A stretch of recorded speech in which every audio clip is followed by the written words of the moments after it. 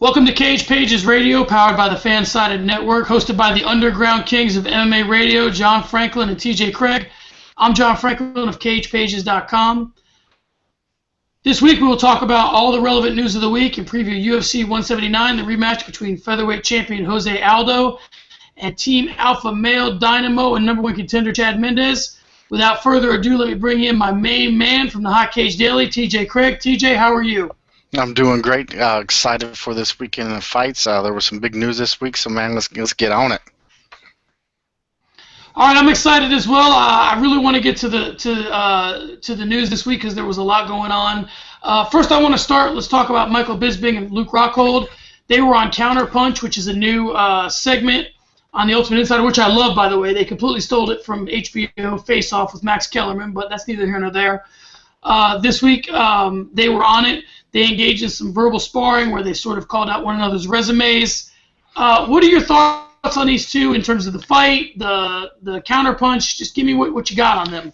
Well, I mean, this has gone back in the sparring days when they started arguing about, one knocking out the other, and the other one is the king of Strike Force because he won, and it's basically two childish men going at it back and forth about some old beef that now they're trying to bring forth to, I think, promote the fight and get kind of hyped up, because I'll be honest with you, in my book right now, I think Michael Bisping is not a top 5, and I think he's doing what he can to get the beef going up with somebody like Luke, and he needs that. He needs something like that to, one, get him pumped up and fired up for this fight, kind of like he has always done, and two, he needs to make a name for himself. I agree. I mean, I wrote a piece for Cage Pages about it, and I didn't want to be super critical of Michael Bisping. That's not what I'm trying to do, but I jokingly put in the article, he's been in the UFC 3 minutes longer than Dana White. He's never fought for a belt. So that's all you need to know if you're Luke Rockhold about fighting Michael Bisping and how good it is for your career. I don't think it's good for his career at all. I think there's some juice behind this fight. But Luke Rockhold even said himself, who's the last guy you beat that's still in the UFC?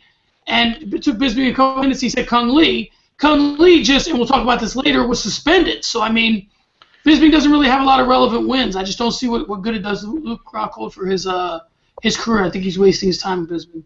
Yep. All right, up next.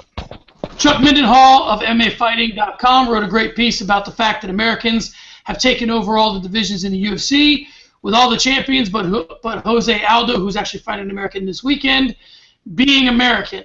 Is there anything to the fact that all the champions in the UFC are Americans, other than Jose Aldo, or is this just sort of a historical coincidence? I think it's just a historical coincidence. I mean, we're going to talk about what Royce Gracie kind of said here in a minute, but I think it's just a coincidence. I mean, with the fighters off, the more people that you have in a division or from a area for, say, North America or the U.S., including Canada, I mean, the number of those fighters that are on the UFC payroll outnumbers pretty much most of the Brazilians. So I think it's just pretty much a coincidence on that part. I agree to a certain extent. Here's what I'll say about the Brazilian fighters, is that when they were doing well, it was in their favor that they were such close-knit and they were all near each other because they sort of had the UFC figured out and they were sort of sharing, trade secrets, if you will, and it worked out great. Now that they're not, the fact that they're so close in proximity also helps them, if they're on a rut. They're all doing the same thing. When it's going well, it's going well. When it's going poorly, it's going poorly across the board. So with all, with the boom of the MMA across the MMA landscape in really high-level gyms in the United States, as champions start to progress, they start to, this is where the best MMA is right now. There was a time when it was in Canada. There was a time when it was in Brazil. Right now it's in America. And I think part of it is the fact that some great champions have come along. Part of it's the fact that Anderson Silva got old. George St. Pierre retired. There are some other factors, but, America's where it is right now in terms of MMA. We're on the cutting edge. All right. Royce Gracie said he thinks there's something to it. He said Brazilian fighters lack strategy. They have talent. They have, the skill levels there and everything. They just don't. They're not very strategic. Do you think there's something to that? Is that a fair criticism from the godfather of the UFC? Well, I think he also put it that, you know, about the involvement of the sport, and I think there is somewhat some merit to that. I will have to say, one, just because it's coming from him, and I mean he's seen an abundant amount of fighters coming from Brazil. The family's trained a ton. I think it is. It's when you start lacking that strategy, one, using your jiu-jitsu or your wrestling, you kind of forget about the other aspects of the game or what you can use. So I think there is something that is into that. I think if you take a deeper look, you're starting to see a new, well, like Conor McGregor said, the new type of breed coming into the UFC, which I think ultimately that's what you're seeing. I mean, you're seeing these younger guys that have been training now for years since the UFC has started. I mean, the kids that were taking karate and judo at 5 and 6 year old are now coming into the UFC, and they're just a different breed because they have learned and adapted and evolved by growing up. Yeah, and I mean, it's an evolution as well. I mean, I think part of it in terms of strategy, what Hoy said was that, people have been trying to figure out the Brazilian puzzle for years now. I happen to think, and we'll talk about this a little bit later, I happen to think that there's a range at which you can really fight a fight that's really adverse to what a Brazilian fighter wants to do. There's a certain range that you get in that's a little bit beyond the distance of their jab, but then not yet in the clinch. There's sort of that middle area. Dillashaw found it. Chris Weidman certainly found it. Cain Velasquez certainly found it.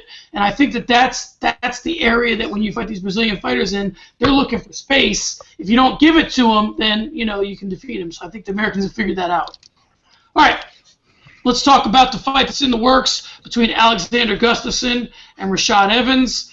When asked if he felt bad that Gustafsson lost his place in line, Daniel Cormier said, "It's a circumstance, man. I don't really know what that means." First, I'll ask you how excited you are about the Gustafsson-Evans fight, and then I'll talk to you about Cormier's involvement. I'm actually a little bit excited for that fight. I think Gustafsson needs to get back in the ring so he can kind of keep off the ring rust and have an active fight. I think he will win that fight. I think it's a good matchup because Rashad Evans is a good wrestler. Of course, he likes to go down, ground and pound, but he has some pretty good stand-up. The difference is, of course, is going to be that Gustafsson reach on those legs and that on the arm on the reach with the jabs. So there's going to be a difference, but I'm very interested to see how the wrestling skills match up for Gustafsson on Rashad's end. I think it'll be a hell of a fight. I mean, I think that, like you said, there are some advantages on both ends, but Rashad seems to figure those things out. He's never really overmatched in a fight. He always seems like he's ready to go. He's one of those guys where you look back and you go, man, what could this guy have been had he either not sort of been at odds with John Jones and stayed with Greg Jackson and figured out a way to coexist. I think in a perfect scenario, and again, we're playing the what-if game here, but if he'd have gone to 85 when he was still at Greg Jackson's, that would have been very interesting to me. He's at 85. He fights Anderson Silva maybe in his prime. That to me would have been a bit of a career turn. But he's battled some injuries too. So he seems to be happy with the Black Zillions. He's down in Florida. He seems to like that. So I mean, listen, if you had a choice between training in Florida and Albuquerque, that's a no-brainer for me in terms of location. But I don't know. How about Cormier? I mean, we had this sort of triangle between Gustafsson, Cormier, and Jones. We've now added Rashad Evans into the mix. Does that sort of build intrigue for you? I mean, there's kind of intrigue there, but on Daniel's side, I mean, when he's saying it's a circumstance, man, did he feel bad for him? He said no, he didn't. Of course, you're not gonna feel bad. You got the title fight, and Gustafsson didn't. So, I mean, would anybody in the right mind say, yeah, I feel bad for the guy, he should get his chance? Hell no. You're going to take it. It was offered, you're going to take it up. Now that the Gustafsson fight was Rashad Evans, what that does for Evans is if he beats Gustafsson, he's the next in line. I mean, that just catapults him right up to the top, so that's good on his part. So it's now a triangle where you kind of have a little bit of drama in there for excitement and in a division that John Jones has run through. So, his next two fights are in my book, Daniel then Gustafsson. I think it's 1-2. Those are the best matchups for him right now. Yeah, and again, I mean, we'll move on, but the UFC is always stacked. I mean, all these divisions, you start, as the UFC builds their roster, you start to see these guys. I mean, 205, listen, John Jones ran through it a couple years ago. We thought he was pretty much done with it. There was talk of going to heavyweight, but, I mean, there's a lot of interest for me with a fight between Cormier, Gustafsson, and Evans for Jones at some point. Should he beat Cormier? I wouldn't mind seeing a rematch between him and Rashad, see how they've changed since the last fight. There's always going to be juice there between the two of them. Same thing with Gustafsson. I mean, there's a lot in the 205 division. Phil Davis, which we'll talk about later, takes care of Glover Teixeira this weekend. Who knows? I mean, it starts to get really interesting at 205. All right. On the subject of fights that are sort of in the works, Cain Velasquez is out of UFC 180 with an injury. Mark Hunt is in. It will be Mark Hunt versus Fabricio Verdum for the interim heavyweight title. What's your big takeaway from this? I mean, is the story Velasquez's injury? Is it Verdum has a new opponent, or is it, the Cinderella man Mark Hunt seems like he's starting to, he sort of found his way into a title shot here? I mean, one of the greatest comeback stories of all time has to be the Mark Hunt. I mean, the guy was pretty much on his way to bagging groceries, and that's just, I'm taking a little far with that. But then now he's fighting for the title. I think you do have two stories there. You have that story, and then you have the Cain Velasquez story. It just seems like he's gotten the injury bug over late, and it just seems like he can't heal correctly, or something else happens. It kind of reminds me of Showtime Pettis. It's just, it's kind of a curse there when you think you're going and you're moving up and there's something big going to happen, and then bam, the injury bug just kicks your ass. So I mean, and for Hunt, he said he's excited, but his biggest is that weight cut. I think he's at 320, or it was around 300 pounds. He's gonna have to drop to 265, so he has less than 3 weeks to do that. So we'll see how that goes. But he couldn't decline that offer. Yeah, you can't. I mean, that's a lot of weight to drop in a very short period of time. But I mean, you got to do it. I mean, you're right. You can't decline the offer. Mark Hunt, I mean, is probably the most interesting, exciting fighter to watch that could not be less represented in terms of endorsements. I remember he went out for that fight. I want to say maybe the Ben Rothwell fight, maybe the Stefan Struve fight, where he looked like he was wearing a pair of Ultimate Fighter shorts. It was like, dude, where are these endorsements? This guy is like walk off knocking out dudes, and no one seems to care. So I mean, he's got a presence on social media. He does tweet out some crazy stuff and do some nutty stuff on Instagram. But I mean, he seems like a guy that you should get behind, or you think. I don't know. Right. But I'm very interested to see the fight. I mean, listen, Verdum has had a very interesting career. Mark Hunt's just another guy in there. But again, like you said, moving forward, the question becomes, in terms of injury, Cain's out a lot, Pettis is out a lot, Weidman's out right now. You got to start to wonder what is it that these guys are doing to either gain or keep the title that's forcing these injuries. Are they pushing themselves too far? Yep. All right. Dana White said this week that he would be interested to see a 100% healthy Brock Lesnar compete in the UFC. Listen, is there anything to this, or is this typical Brock Lesnar rumor? Is it Dana White trolling us? Like, what is this to you? I mean, I think it's like every month we hear like a big story of Brock Lesnar coming out. Somebody wants to fight him and bring him back. I mean, Shane Carwin said he would love to do a match with him, come out of retirement. And, I mean, it's just, it's something to get hyped, and I think it's news.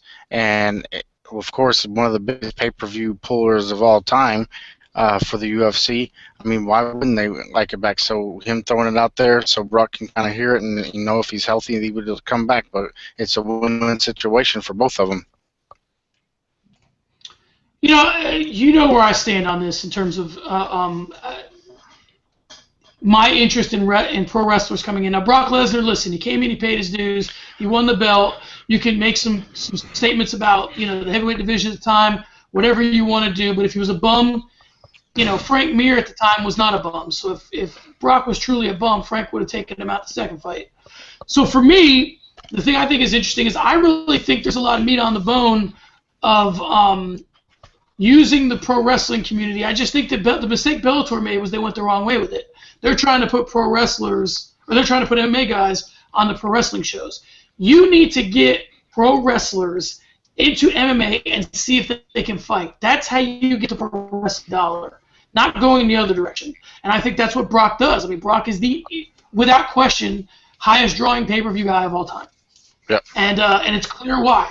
He's a very polarized figure. Some people like to watch him get his ass kicked. Some people like to watch him kick ass. But, I think that if Brock Lesnar were to come back to the UFC, he's a game changer.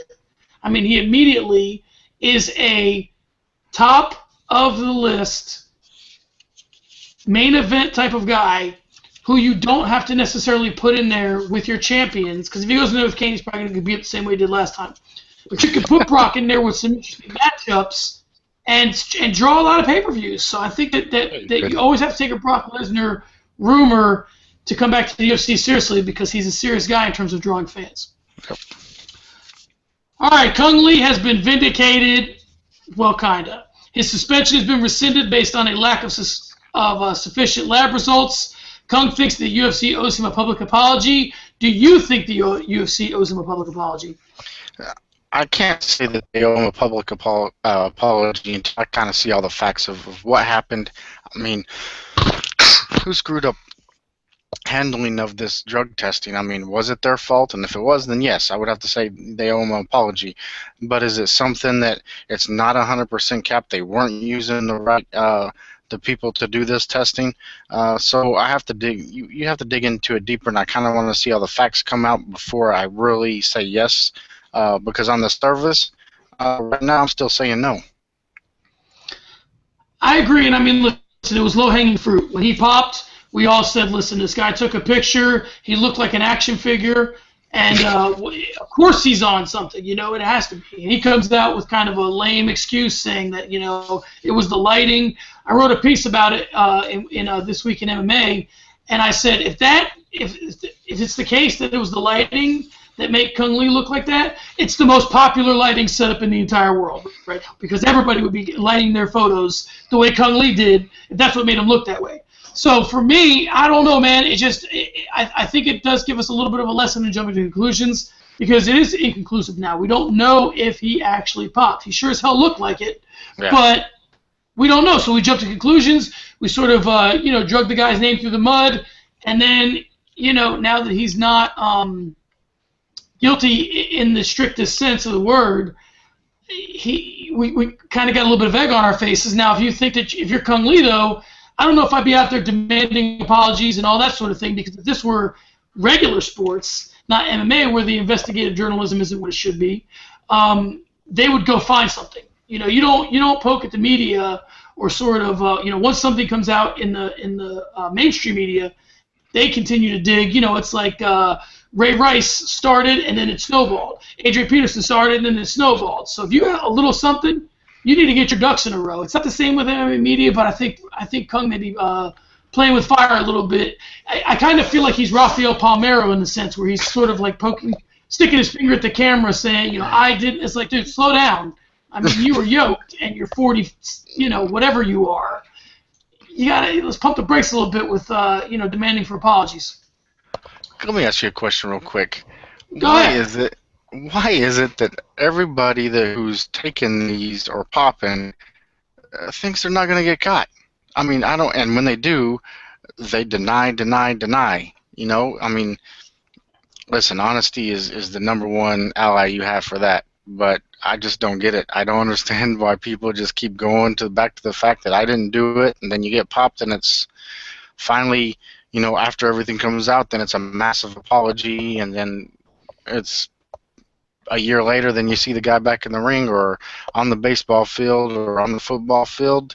I don't get it. I mean, you take your slap on the hand, duck your tail, and, you'll see brighter days. I just don't get it. Well, I think you kind of answered your question in your question, in the sense that, the hope is that you're not going to get caught. And you're right. If you take your medicine, give it time, the public will forgive you and all of that. And I agree with that. But I think that they're thinking that, if either way I'm going to end up back on the field, I think they're sort of banking on the fact that our news cycle turns over like pancakes, and it's like, what are you going to do if Kung Lee's the story one day, he's not the next. So if he just denies it, at some point he's no longer going to be relevant. They're just going to say, what's the point of constantly badgering Kung Lee if he's not going to tell us what we want to hear and there's something else to cover. I think they're just banking on the fact that there's. I mean, think about it. Ray Rice is no different than he was 4 weeks ago. We're just not talking about him. Right. Adrian Peterson is no different than he was 4 weeks ago. We're just not talking about him. So they're in the same boat. They're still dealing with the same issues. They still, one guy, dropped his fiance in an elevator, and the other guy beat his kid with a stick. Those things are still the case. We're just not talking about them. So I think that's kind of what when you're a celebrity or you're in the public eye, you kind of bank on the fact that it's gonna go away if I just deny it long enough. All right. Finally, I want to talk about some fight. Actually, you know what? Before the fight announcements, one thing I forgot to put in the rundown, I'll throw it in here real quick. There is a serious beef that's been brewing for a couple weeks, sort of came to a head this week between Mike Dolce and BJ Penn. Penn came out and sort of said that Dolce wasn't all he was cracked up to be in terms of a nutritionist. BJ gave him a lot of money. He didn't really do much for that money. And now, Dolce is sort of refuting that. I mean, listen, the guy's entire empire of dieting is banking on the fact that BJ Penn is not going to just badmouth him because BJ is a very popular fighter. And then now BJ said that the next time he sees him, he's going to, sort of take things up with his glass jaw. What do you think about this whole thing? Is the threat sort of out of bounds? This is the fight game. Tell me what your thoughts are on Dolce and Penn. I don't know how to take it because if BJ Penn is that upset about using his services for Dolce and it wasn't what he thought it was to be, then I guess he has to argue, but I don't think it's something that you take public. I mean, if you have a problem or a beef with a guy, you think you would do it behind closed doors. One's because I wouldn't want it to make it look like an excuse of why I looked so bad in that ring on my last fight, and that's what seems to be the gist of that. We forget what he looked like in that fight. I mean, he wasn't moving, and to blame something else besides being prepared or being an age or being, any other excuse, we're starting to hear about this, and Dolce's, catching the backside of not being able to perform when obviously he's worked with plenty of other fighters that aren't complaining and that he's getting them to cut weight and they're winning fights. So it's kind of surprising on my end from coming from BJ Penn. Well, I'll take it from two counts, or on two different levels. One, I think kind of in what you said is where I found sort of what we're looking at here. Of course, BJ Penn wants to blame Mike Dolce, because then his insane stance that he took in that fight, his horrible shape that he was in, his cardio, his just our memory of what he was in that fight can all be wrapped up, put in a stack, and thrown over Mike Dolce's shoulder. It can all be laid at his feet. The reason why this all happened was because of Mike Dolce, even though that's ridiculous. From Dolce's point, you're never really a success until you have haters, right? So now we know that Dolce has fully made it because someone thinks that he's the worst thing that ever happened, and they're dogging his product, and they think he's a joke. And I just think for Dolce, I think that the best course of action for him is just to sort of come out and say, listen, BJ, we have a difference of opinion in how it went down in terms of what I provided for you. You know what? $20,000 might be worth my reputation. So what I'm going to do is I'm going to say that we just weren't on the same page. Here's your 20 grand. I apologize for whatever it is that we didn't do. If I made any mistake, it was that I didn't communicate with you properly about what I was doing. Clearly, what I do works because, everybody does it. That's, I think, the way to go. You got to deflect this, man. If you start to get into war wars with BJ Penn, you're not going to win, man. He's just too popular. Yeah. All right, TJ, let's get into some of the other fights. We obviously talked about Hunt versus Verdum for the interim belt. The other significant fights announced were the long-awaited debut Olympic gold medalist Henry Cejudo. He has a date with Dustin Kimura here in Phoenix on December 13th.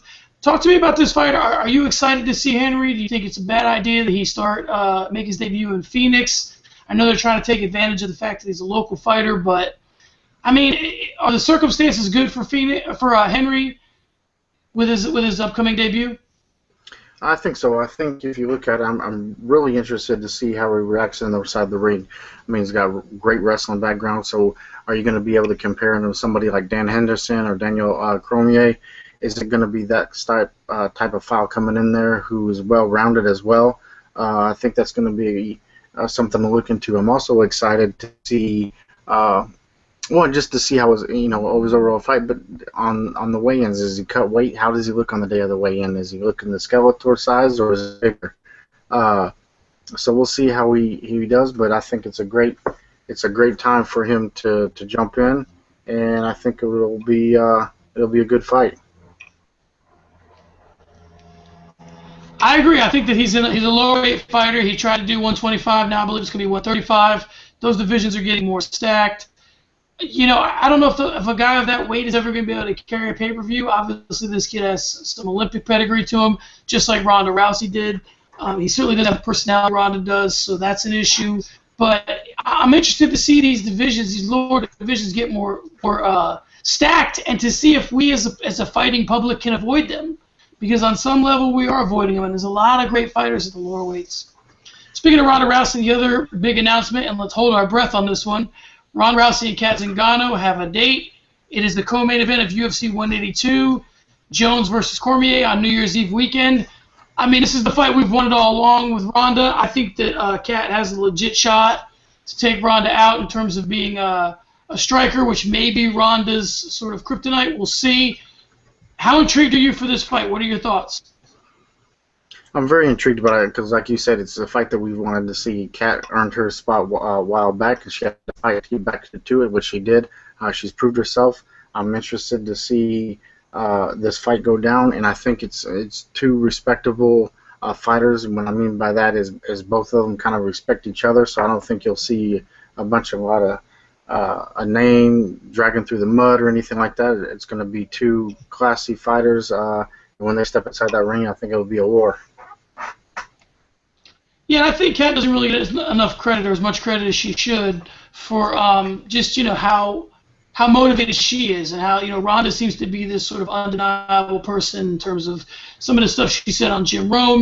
She said on his show that she would rather die than lose.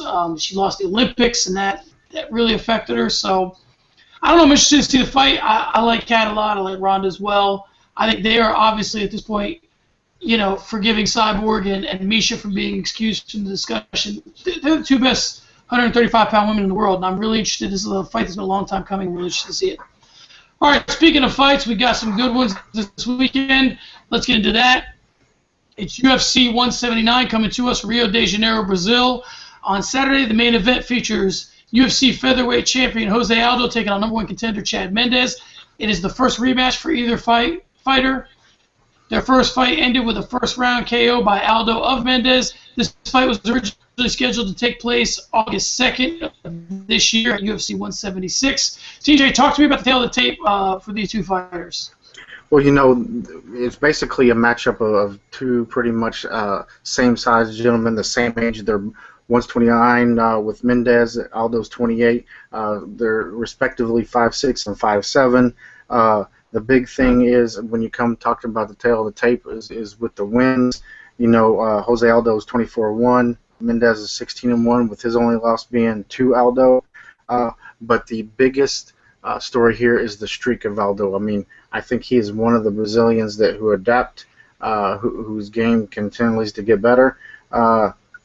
So they're pretty much average. The first one did end up in a KO, but it's going to be interesting. Yeah, when we're talking about Aldo, we have to keep in mind, I mean, it's not like he's been through bumps here. He's beaten Uriah Faber and Cub Swanson, Kenny Florian, and Chad Mendes, Frankie Edgar, the Zombie. Zombie and the Ricardo Lewis fights where a little bit of vision was down. He's looking in his future at Mendes in the very near future. Cub Swanson's out there again. Frankie Edgar's out there again. Conor McGregor's out there. So this division is starting to build itself up. It's a lot more interesting than it was not too long ago. So for me, the fight gets really interesting. Obviously, Aldo is the favorite in this fight. The betting line is Aldo's minus 260, Chad Mendes is plus 200. That's an interesting line to me. A lot of people think that Mendes has sort of closed the gap. Do you think Mendes has closed the gap? I think I have, and you're right, it has closed the gap because Aldo was up at 475, which is that's almost unheard of. I mean, that would be like Aldo fighting somebody coming in for the first time. So I think Mendes has closed the gap. I think with those last couple of fights, I mean, he's ended them with 2 of the 3 fights. He's ended with KOs. The last one went to a decision. But again, I think he was feeling ill, so he was still dominating that fight. I think he's closed the gap. He's been a builder. That Team Alpha Male in general has a lot better aura about him in the fights, and I think it's going to be closer than what most people think. Here's where the fight gets interesting for me. I don't think that based on his recent fights, if he's changed anything, he's changed it in his camp. Because I don't think that any of his opponents have taken him anywhere outside of his comfort zone where Jose Aldo took him. So if we take a look at Chad Mendes, he's fought Nick Lance, Clay Guida, Darren Elkins, all wrestlers, and he obviously has an advantage over them in wrestling. Fought Madazine Meza, Cody McKenzie, knocked them both out. So I just don't know. Now listen, TJ Dillashaw came out against Renan Barão, a virtually brand new fighter. He changed levels. He did a lot of things that we weren't expecting from TJ Dillashaw. It's the same camp, same coach in Dwayne Bang Ludwig. So there is the potential for Mendes to do that as well. I just think that as a fighter, what I see in TJ Dillashaw is a little bit more above the shoulders than I see in Chad Mendes. And I just don't see a scenario, TJ, where Chad Mendes isn't going to go for that takedown, and I feel like Jose Aldo's begging him to do it. We talked about this a little bit offline today because I asked the question, can Mendes last 5 rounds? And what I mean by that is he's very built. He's very he's got some muscle on him. So is that going to be a problem in the latter rounds? And the goes for Aldo is he's going to last through to the latter rounds because can Mendes get him against the cage? Is it going to be that type of fight where it's kind of boring, where Mendes puts his weight and gets him tired to take him into the later rounds? I don't think he'll be specifically looking for that takedown. I think what we've seen out of those camps before is TJ Dillashaw is kind of, I guess, the person that can base it off of. Because Benavidez got knocked out last fight. TJ Dillashaw had a great run. He fought from the outside. He constantly moved. He was working the outside in, and I think that's kind of a recipe that you're going to have to go by. So I think personally that's how Chad is going to come into this fight, and I think everybody's going to be looking. They think he's going to be taken down. I think Jose Aldo is going to be looking for that, and you're right, he's probably wanting him to do that, but I don't think that's the kind of fight we're going to see. All right, I have a quick question for you because I was doing some research and on the fight, and one of the things that I read was that Aldo sort of stays heavy and low when he feels like he's going to be taken down. So he's comfortable striking from that sort of a position. So the analogy I'll give you is when you're fighting a wrestler, and we'll get more to this when we talk about Glover Teixeira and Phil Davis. I'll actually save the analogy for Glover Teixeira and Phil Davis because it's a little more apt. But my question is, and it's a simple one, in terms of what do you think one Jose Aldo kick, one Jose Aldo low kick, equates to in terms of any other fighter? How many kicks of another fighter does one? Give me the ratio. Probably 5-1. It's interesting you would say that because I thought the same thing. So the thing that I think that Chad Mendes has to keep in mind when he goes into this fight is that if you're telling me that for every 5 kicks another fighter throws, that's equal to 1 kick that Jose Aldo throws, that means that the second that bell rings and you come out, you're avoiding those kicks at all costs. You don't have the luxury of waiting till you get kicked 3 times to stop them before you get to 5. At 1, you're in trouble. At 1, you're sort of, you're starting to, 1's too many, is the point I'm trying to make. So I guess if you're Chad Mendes, How do you neutralize the low kick of Jose Aldo? Because he does a lot of work off of the low kick. And conventional wisdom is to take him down. But if he's begging you to take him down, what's the remedy for the Jose Aldo low kick, in your opinion? I think work in the ring, moving, constant movement. You gotta stay. You gotta circle away from his kicks. So you do it and work that. Try to work that jab. He's gonna have a little bit of reach from you, but you gotta work it around that cage. Stay in the middle. Work it to the side and move away from those kicks, and then get in, jump in with those jabs. Work yourself, get closer. Like you said earlier, if you can get in closer, I think he has a chance to maybe land that one-hitter quitter that I think he can land. So I think that's going to be the recipe. He has to be in constant movement, and that's where I said his conditioning is definitely going to come into play in this, is because he's going to have to move around a lot to stay away from those kicks. I agree completely, and I just don't think that Chad Mendes has that in his toolbox. I just don't think that I think that he can keep a pace with Jose Aldo. I think that he has the cardio to go 5 rounds with Jose Aldo, but I don't think that he could fight the fight that T.J. Dillashaw fought against Renan Barão, and I think that's the fight that he needs to fight. And I think that the thing that impressed me the most about T.J. Dillashaw's fight with Barão was that I think that he was a superior wrestler to Barão. But he made up his mind that I'm not going to go for a takedown. I'm going to strike until the takedown is available to me. Whereas I think that Chad Mendes fights this entire fight sort of going against the grain of wanting to take Jose Aldo down. I think that when he finds the rest in a fight, his wrestling is his comfort zone, and I think that he's going to want to look for that at some point. If Jose Aldo starts to land those leg kicks, Mendes isn't by nature going to check him or sort of put more distance between the two of them or close distance. I don't think that he's able to move in and out, switch levels in terms of, from a striking perspective, show him different head levels and different movement. I don't think that Chad Mendes can do that like T.J. Dillashaw did or like Dominic Cruz does, and I think that's the secret, which really sets things up, interestingly enough, down the road for a potential Dillashaw-Jose Aldo fight. Super fight, but that's down the road. But I just don't think that Mendes has that. So let's get to the predictions. I sort of made mine pretty clear, but I'll give you the floor first. Who do you like in this fight? What round and how? I'm going with Aldo. It is in Rio. So he's going to have a big push. There's going to be a lot of adrenaline, but not only that, I think he just has too much for Mendes still. I think it goes to a decision. It's a unanimous decision, and Aldo keeps the belt. I agree completely. Again, at the end of the day, I think that the low kicks are just too much for him. I think that the striking is there. Jose Aldo, I believe, stays low and heavy when he goes against wrestlers, and I think that benefits him driving power to those leg kicks.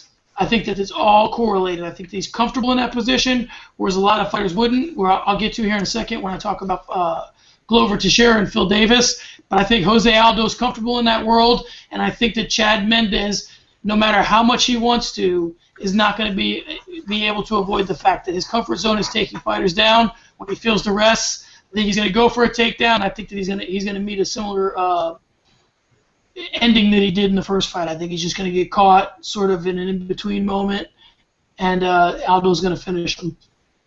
All right, in the co-main event, 2 fighters are looking to get back on the winning track as number 4 ranked Glover Teixeira takes on number 6 ranked Phil Davis. In Teixeira's last fight, he took on the number 1 fighter in the world, John Jones. He was never really in the fight in a serious way. Teixeira now wants to reestablish himself as a serious threat at 205. Phil Davis, who lost his last fight by decision to Anthony Rumble Johnson, is the only fighter ever to defeat 3 Brazilians on their home soil. He defeated Lyoto Machida, Vinny Magalhães, and Wagner Prado. TJ, let's talk tale of the tape and then get into the particulars. This is a classic tale of the tape right here. You have a classic battle between a wrestler and a stand-up fighter. Pretty much, Phil Davis kind of has the age with being 30 against Teixeira's 34, but both of them stand 6'2".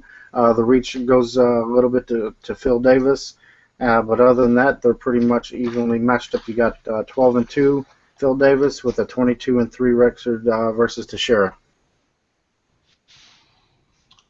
And I think part of the thing that intrigues everybody with Phil Davis, although he's not a dynamic striker, his wrestling is very impressive. I think the thing that is that really keeps him as a relevant fighter is that he choked out Alexander Gustafsson, who's one of the best fighters in the division, and he's always going to have that feather in his cap that as Alexander Gustafsson ascends, he will always be the guy that choked him out.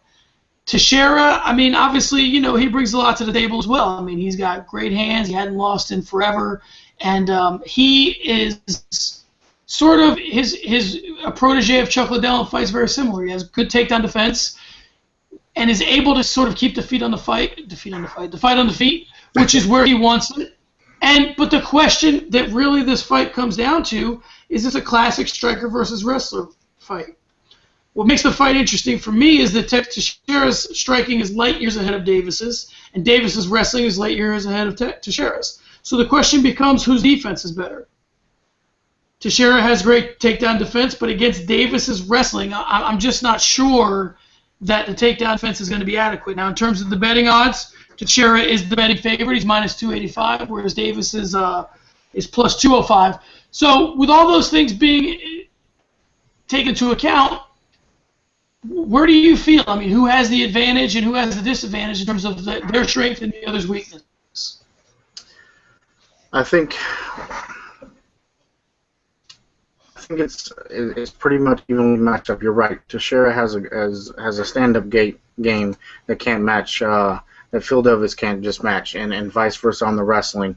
What I do see with the odds of the takedown defense, he has Teixeira has a 50% takedown accuracy with a 75% takedown defense. So it's going to be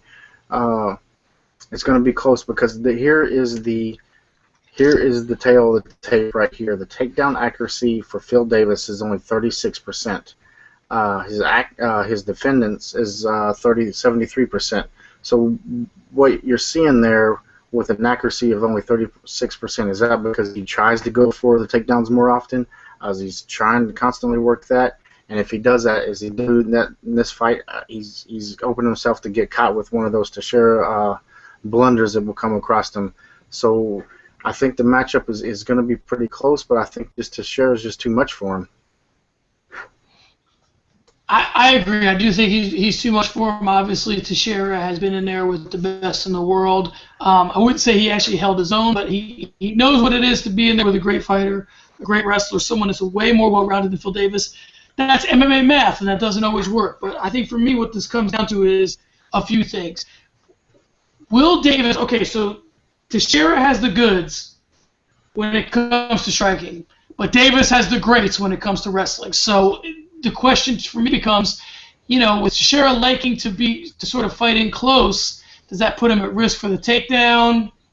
Maybe, maybe not. But the variable here for me is that Phil Davis is known to get discouraged if his shots are stuffed, and because he takes so much pride in his wrestling. So if his shots are stuffed and then ultimately Teixeira can land, are we going to see Phil Davis going into the tank? What do you think about that? I mean, in terms of mental toughness, do we see Phil Davis sticking around if he can't get off what he wants to get off on Teixeira early? You better hope he can stay focused, because if he doesn't, he's going to catch one of those right or left coming across that jaw. You can't let your guard down with somebody like Teixeira, not with the kind of power of stand-up game he has.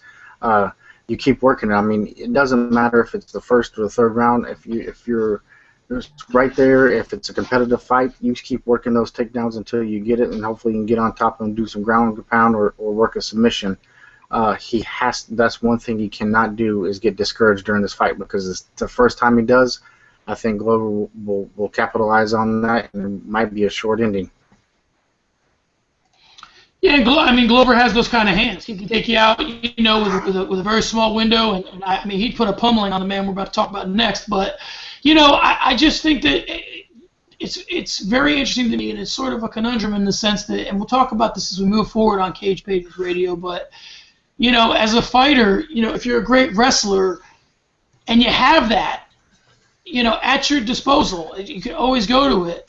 Do you need to make yourself a more well-rounded fighter because you have that in your back pocket? And I just don't see that from Phil Davis. I see a desire to do it, but I just haven't seen the maturation of the hands that I would like to. He's not the striker that you would think he would be after training where he trains for as long as he has. That's a real problem for me. All right, let's go ahead and get to the predictions. I'll go first. I'm going to go ahead and take Glover Teixeira, probably in the second or the third. I think that he might find Davis's chin in the second, where he'll just, beat him up for a while. I do think Davis can take a round with takedowns, but I think ultimately Glover's got enough takedown defense to sort of stay out of trouble. And I think that he just, finds a home for a lot of his shots on Davis's face. What are your thoughts? I'm going with Teixeira too. I think it's going to be. I think this one's going to go to the decision as well. I think Phil will be able to get some takedowns, but ultimately he's going to catch a few shots. But I don't think he'll get knocked out because he'll keep that distance and trying to get in close as well with the shots for takedowns. But I think it goes all 3 rounds with Teixeira taking the decision. I agree. Something else that needs to be noted is Davis has never been finished, so he's a hard guy to put away. And although Teixeira has the skills, you got to wonder, if a guy like Anthony Rumble Johnson couldn't put him away, Teixeira and Johnson are cut from similar cloths. So, all right, in the third fight of the night, the Brazilian Zombie, we'll call him Fabio Maldonado, takes on Blackzilian product by way of the Netherlands, Hans Stringer. This fight is contested at 205 pounds, a return to the weight class for Maldonado, who had a brief stop at heavyweight, staying long enough for Stipe Miocic to toss him a beating and knock him out. Stringer is a sharp kid with some upside from a resurgent camp in the Blackzilians. TJ, hit me with the tail of the tape, and we'll get into some more of the particulars with this fight. It's like you said, it's the Zombie Maldonado versus Stringer. You kind of have a little age difference there. With Maldonado coming at 34 years of age against Stringer with 27. Height advantage goes to Stringer with 6'2" compared to a 6'1", but the records are pretty much the same with 22 wins, 5 losses for Stringer, and 21 wins and 7 losses for Maldonado. And for me, when I look at this fight, I think that although, Fabio Maldonado is, he's an action fighter if there ever was one. It's certainly Rock'em Sock'em Robots time when he gets in there with a guy who's willing to stand. His ability to give and his willingness to take make him a fun watch always. But for me, it's an interesting fight. Anytime you're telling me I got a guy going in there that has a willingness to get hit, and really, in Chris Lieben fashion, doesn't really even wake up in a fight till he gets knocked around a little bit. That's tough for me. Is he going to be able to withstand? Listen, he withstood what Glover Teixeira had to offer. He took an absolute blasting from Glover Teixeira and hung in there for a minute. Now, should it have been called? Probably. But, Stringer, for his part, Stringer hasn't lost since Joe Rogan had hair. So his last loss was November of 2010. So, this kid's kind of legit himself. He's got the Blackzilians backing him, which I find interesting that the Blackzilians are no longer a camp comprised of black guys and Brazilians anymore. They got Mitrione's there, this kid's there. I like they're expanding themselves, but maybe a name change might be in order. So for me, what do you expect to see out of Stringer, and what do you expect out of Maldonado? Like you said, it's going to be Maldonado just brings that, like you said, knock 'em, sock 'em, robot type of deal. When he gets in the ring, he throws massive amount of punches. For being even in the heavyweight, going back down to light heavyweight, for that type of size, he throws a lot of punches. He's got 872 strikes landed at 205. That's the second, amongst active fighters. So he goes in there and he throws a lot of punches. And then you got the Blackzilian boy coming out with Hans Stringer. He has 9 out of 22 wins. His 9 of them are KOs, 8 submissions. So he's got the power, but he's got a ground game too. And I think that's what takes him a little bit more than Maldonado is that he does have a ground game, and coming with the Blackzilians, his stand-up is going to be pretty good. And I think if he can get Stringer down or Stringer get Maldonado down, then that's going to be the difference. I think he works that in, and it works a submission on that. All right, so you kind of alluded to it a little bit there, but go ahead and give me the full fight prediction. Who you got, and in what round? I'm gonna take Stringer from the Blackzilians. I think it's going to be second round, and it's going to be from a submission. I agree. I think he might be able to. I always have difficulty saying that anyone's going to finish Maldonado, but I see this kid. You know, he does. He's a lanky kid. You know, you expect to see long crosses and jabs. I think that's a good formula for fighting Maldonado. I mean, he seems open right down Main Street to punches. So we'll see. But you know, Maldonado can withstand a lot of punishment. I think that if it's a finish, I'll give it to Stringer. But if Maldonado just has one of those nights where he put the Knight's armor shield on his face before he went in there, I mean, that kid can take a beating all night, man. So I think if it goes the distance, well, I don't know. You know, it's tough. It's a tough way to look at it. I'm gonna go with Stringer because I think his star's a little bit on the rise, and I think that he's gonna go ahead and get a finish here. All right, fourth fight of the night brings Darren Elkins and Lucas Martins to the octagon to stake their claim at 145 pounds. Elkins, coming off a decision loss to Chad Mendes, wants to get the ship righted, while Martins wants to build on his third-round KO of Alex White. The last time he was surrounded by 8 walls of chain link, that's how it went down. Let me get the tail of the tape on Darren Elkins and Lucas Martins. You know, it's pretty close here. The age difference, Elkins coming in at 30 years old. Lucas is coming in at 25. Same pretty much the height, 5'10 versus 5'9. The difference here I see is definitely in their Elkins has 17 wins and 4 losses, and Lucas has 15 wins and 1 loss. And he's winning. The difference is Martinez got a 3-win a 3-win fight streak going into this fight. And with out of the last 4, Elkins is 2-2. So for me, I'm interested in this fight on a lot of different levels. Martins is coming out of the really revamped and resurgent and back in the spotlight shoot box camp, which has a great history of fighting. Vanderlei Silva and Shogun Hua and Ninja Hua. I mean, that was one of the best camps way back when in the Pride days. So, you know, Martins, I mean, if that camp is anything now like it was then, and they still got the same sort of guys running through there, you'd like to think that it bodes well for him. Obviously, Elkins was in there with Mendes, so he's faced some high-level competition, higher than Martins has faced. But this kid, you know, he might have to shine on him. He finished the guy last time he was out. Martins, really, the game that he likes to play goes right into what Darren Elkins likes to do. Elkins is susceptible to being countered. I think the issue here is with most fights, TJ, is just going to be space. You know, at what space is this fight contested at? Can Martins keep the space to go ahead and beat Elkins' head up, or is Elkins going to close the distance and sort of work on Martins? What do you think is the more likely outcome here? I think the outcome is Martins works. He's a great counter puncher. He can fight moving backwards. Then again, if he needs to, he can come in and close the distance himself. I think that's the difference of the fight. I think he's well-rounded. He's better grip. He was kind of raw, you know, in his debut, but he's grown a lot, and I think his stand-up is what's going to be the difference in this fight. I agree. I mean, I think on some level it may be time for this kid to make a push, and this could be the guy that sort of propels him. I mean, if Elkins was just in there with Mendes, a win for Martins over Elkins really means a lot more for Martins' career than it does for Elkins. And those are things you got to keep in mind.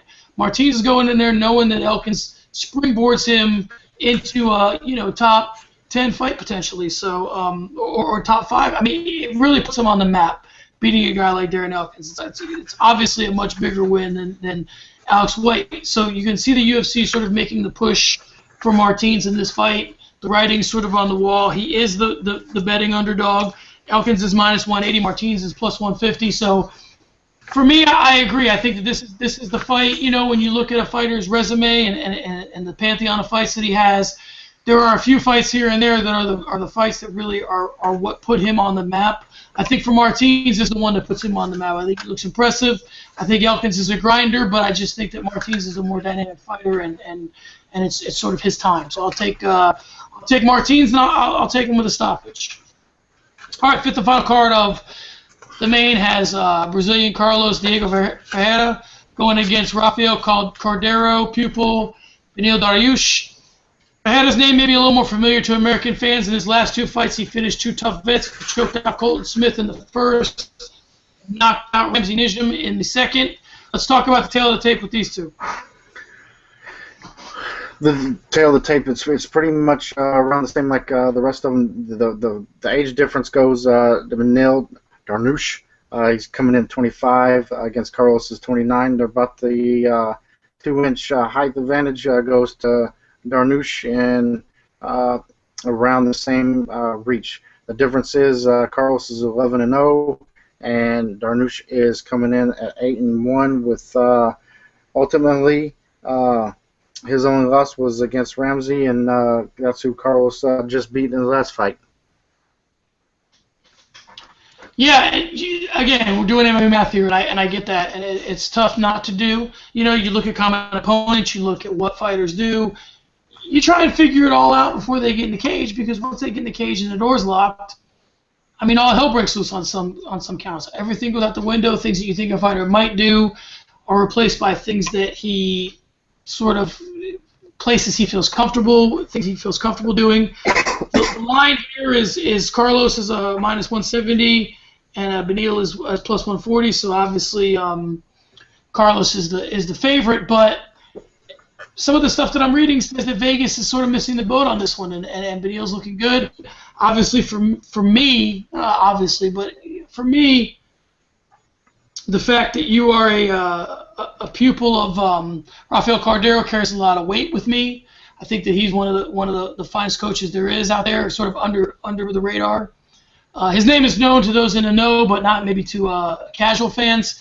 So I'm very interested to see where this goes. It seems like 2 guys. Obviously, one again getting the UFC push, and Carlos not so much for Beneil. But this is one of those fights where if someone's taken lightly, I think Beneil can sort of he's close enough to Carlos in skills and matching up that this could be a fight that he could win. What are your thoughts? I think you're right, and I'm going to say this now. This will probably be the best jiu-jitsu fight on the card with these two. I think we'll see some great submission attempts. I think the grappling is going to be where it's at mostly, and both might decide not to go that route and do some stand-up because both of them are dangerous on the ground. So that could be 2. But I think overall, I think you're going to see 2 great fighters grappling and a lot of submission attempts. And it's going to be interesting. I actually can't wait for this fight. This is one of my favorites on the card, just because I like that. I like the jiu-jitsu type. I like it when it goes to the ground. It goes to the strategy there. But off of it, I think both of these guys have a chance if it goes to the ground. I mean, I can't outweigh one or the other one. Right now, I'm probably going to have to go with Carlos though, just because of his winning streak. You know, I'll go ahead and take Dariush. I like the Rafael Cordero. I'm beating a dead horse here, but I like the Cordero connection in his corner and in his training. I just think that Carlos is he's a Brazilian guy. He fights in Brazil a lot. So I just think this. I don't know. I feel like this one's a little bit too much for him. I think that it's just asking a lot of him. I just don't. It's just a gut thing. I think they're close enough guys. It's a coin flip. So I'll take the guy who has less to be concerned with walking into the cage in this one. So and I'll take him. I'm gonna take him by decision. All right. I want to ask you an interesting question before we finish up with the main card and sort of take a peek at the prelim card.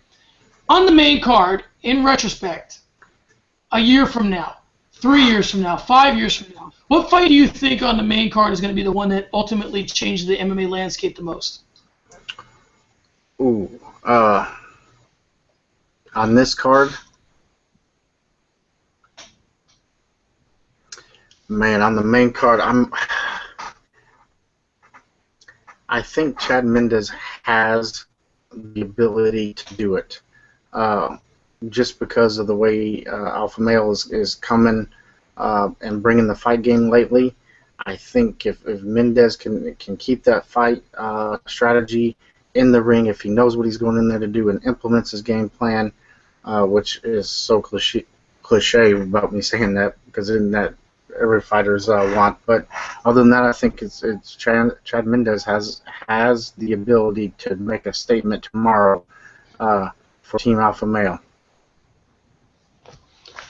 I think he does too, and I think we both picked Aldo. I mean, Aldo's a high level guy. At some point, I tried to sort of do a little thought experiment as to when was the point when we started to really not be as impressed with Jose Aldo. I mean, he was the greatest fighter in the world for 5 years, or at least in the discussion, and then all of a sudden, his gas tank started to be questioned more. I think for me, it probably was the point at which he wasn't as impressive against the Korean Zombie, which wasn't his fault. Obviously, the Zombie got hurt. And then also against Ricardo Lamas. So I don't know. I mean, you're right. Mendes does have a shot. For me, I think that this is the fight that we're going to look back at and really we're impressed by what Lucas Martins did. I think he's going to come out of this and go, that was the fight that sort of turned that kid's career around and made him a legit guy. Maybe even a top 5 guy. I think this is the fight where he is he sort of makes a statement. So we'll see. I mean, Darren Elkins isn't that.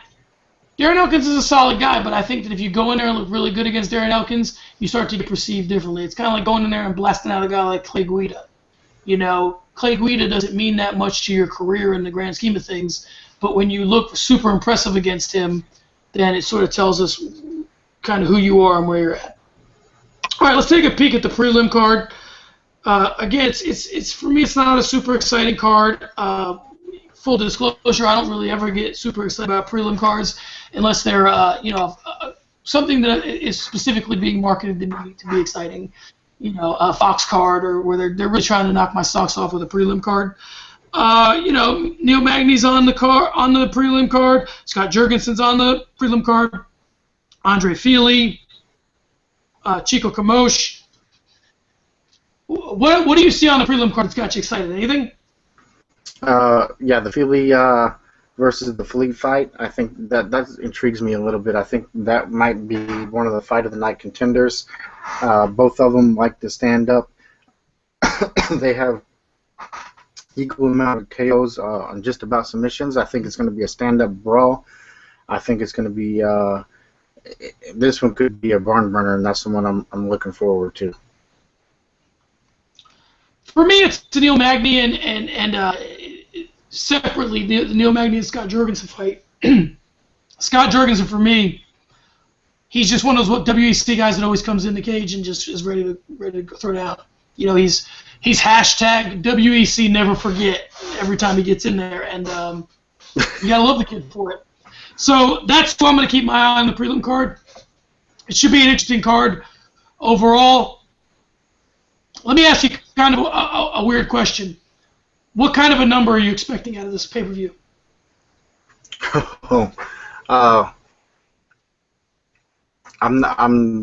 My expectations of the pay-per-view are not very high, even though it's an Aldo Mendes fight.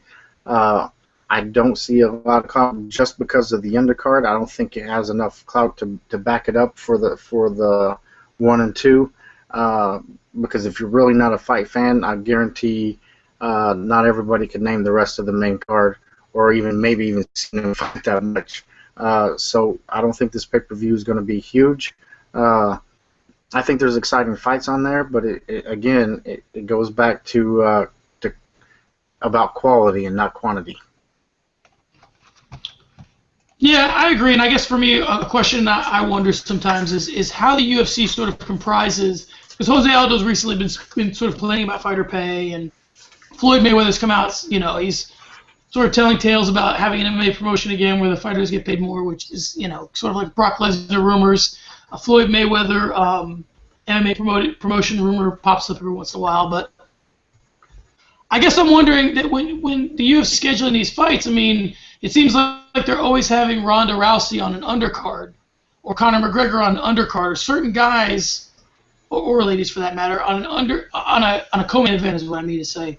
So that affects somehow their perception or their pay-per-view numbers or whatever, and then you make guys like Demetrius Johnson or Jose Aldo or whoever carry their own card when really they're not popular enough to do that. I mean, if Jose Aldo headlined UFC 179, Ronda Rousey headlined UFC 180, which is going to do more pay-per-views? I'm guessing it would be UFC, whatever pay-per-view Ronda Rousey's headlining. So, but yet she's not typically the headliner of a pay-per-view. So, I don't know. That's really interesting for me to move forward and see sort of how the whole thing plays out with the dynamic of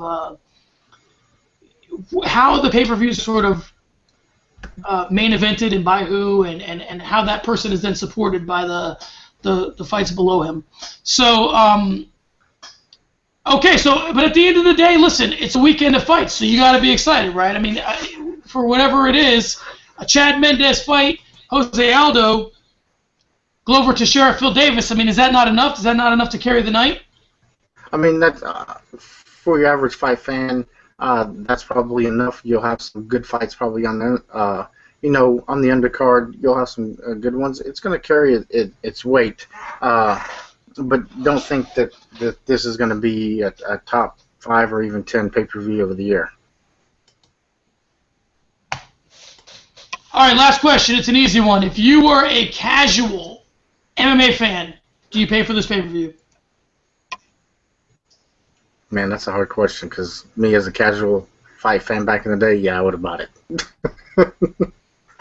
Yeah. I mean, yeah, I would. Do you think the UFC adds any fans this weekend? No. No, not this weekend. No, they don't. I agree. All right, fight fans, there you have it. You're looking at them. We are the underground kings of MMA radio. John Franklin, TJ Craig, as always. The line to end stays the same. Keep your chin down, your hands up. This is Cage Pages Radio. We'll be coming at you more in the future. Look for us on social media. Follow us at the Hot Cage Daily. Read us at cagepages.com. Look for us everywhere. We're trying to take it over from the underground up. We'll see you around at the fights.